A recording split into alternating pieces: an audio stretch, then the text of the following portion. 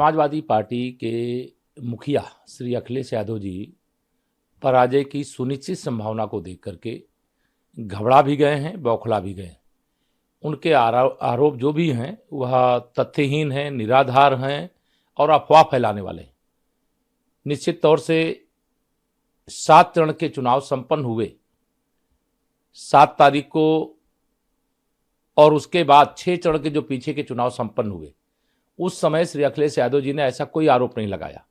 7 चरण के चुनाव के बाद जो अलग अलग चैनलों, एजेंसियों के माध्यम से एग्जिट पोल आए, जिसमें भाजपा एक बार फिर से बड़े बहुमत के साथ सत्ता में वापसी कर रही है, उसके बाद उनके गुंडे, उनके अपराधी, उनके तथाकथित गठबंधन कहूँ हठबंधन करने वाले जो उनके साथी सहयोगी हैं, वो सब बौखलाए हुए और उनके आरोप निश्चित तौर से माहौल को खराब करने की कोशिश है। श्री अखिलेश यादव जी, मैं आपसे कहना चाहता हूँ, धैर्य रखो।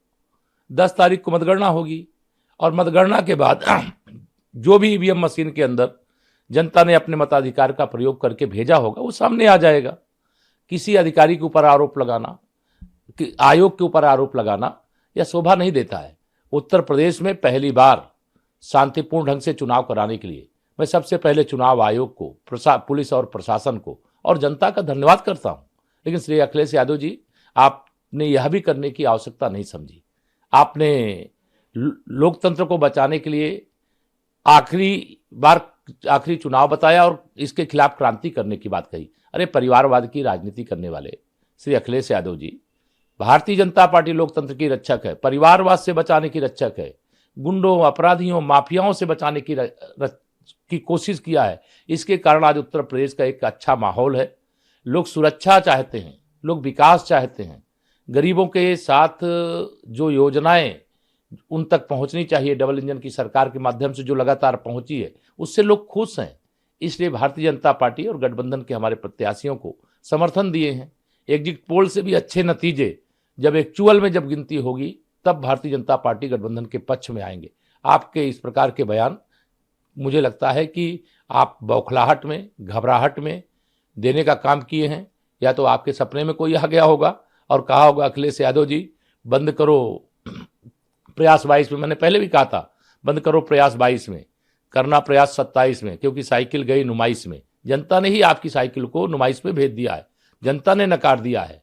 जातिवाद की राजनीति करने वाले, भ्रष्टाचार की राजनीति करने वाले, गुंडों के बल पर राजनीति करने वाले, दंगाइयों के बल पर राजनीति करने वाले, मुस्लिम तुष्टीकरण की राजनीति करने वाले जब चुनाव हार की स्थिति में पहुंच जाते तो इस प्रकार के बयान देते। मैंने कहा, चुनाव में हार की संभावना स्पष्ट तौर से देख करके इस प्रकार की बयानबाजी उनकी हताशा का परिचायक है। और मुख्यमंत्री कार्यालय और किसी अधिकारी का नाम लेना, इससे ये साबित हो गया है कि जो एग्जिट पोल आए हुए हैं वह निश्चित तौर से सच हैं लगभग, और उस सच्चाई के कारण से या उस सभी लगभग एजेंसियों के एक जैसे एग्जिट पोल आने के कारण से कल से सपा खेमे में पूरी तरह से बौखलाहट है, हार की खिसियाहट है। और मैं अखिलेश जी से इतना ही कहूँगा कि आप मतगणना की प्रतीक्षा करिए। चुनाव आयोग तो किसी को लगता है कि कहीं अपने जहाँ स्ट्रांग रूम है वहाँ रखवाली करना है, तो चुनाव आयोग तो इसकी अनुमति देता है। कोई भी प्रत्याशी अपने किसी प्रतिनिधि को वहाँ स्ट्रांग रूम में ईवीएम मशीन की रखवाली के लिए रख सकता है। अगर कोई शिकायत है तो उसकी शिकायत आयोग से करिए, उसकी जांच करवाइए, जांच करके कोई दोषी होगा तो कार्रवाई होगी। लेकिन चाहे मुख्यमंत्री कार्यालय हो, किसी जिले के अधिकारियों के संबंध में हो, आपका बयान यह निश्चित तौर से गैर जिम्मेदाराना लगता है और माहौल को खराब करने की कोशिश लगती है।